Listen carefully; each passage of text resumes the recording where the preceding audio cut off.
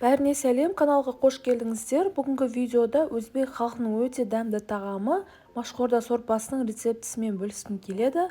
Видеоны соңына дейін көріп, каналға тіркеліп кетуді ұмытпаңыздар. Ең алдымен өзімізге қажетті азық-түліктерді тазалап жуып, алдын ала турап аламыз.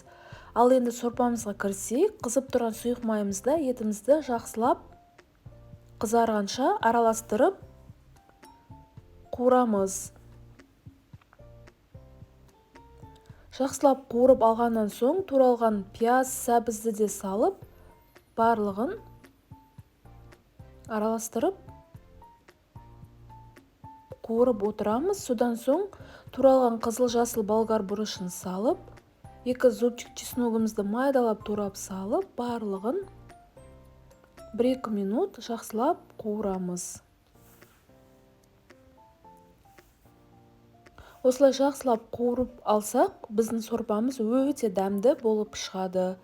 Бір ас қасық томат пастасын салып, жақсылап араластырамыз. Содан соң тазалап жуылған машымызды да салып, араластырып, дәміне қарай тұз, түрлі приправаларды да салып, бір араластырып,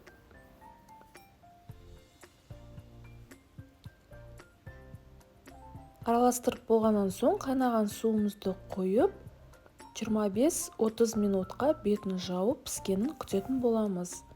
Міне біздің уақытымыз өтті. Көріп тұрғандарыңыздай суымыз тартылып, етіміз бен машымыз сәл пісіңкіреді.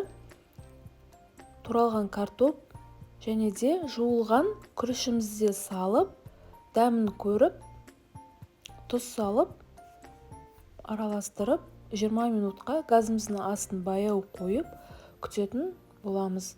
Міне біздің уақытымыз өтті. Сорпамыз өте дәмді болып пісіп шықты. Құрамы мен мөлшерін төменгі описаниеден таба аласыздар. Бұл сорпа өте пайдалы, дәмді әрі тойымды болып шығады. Сіздер де дайындап көріңіздер. Егер де видео рецепт ұнаса, каналға тіркеліп лайк басып кетуді ұмытпаңыздар. Тағы да көптеген рецепттермен бөлісіп отыратын боламын. Ас болсын!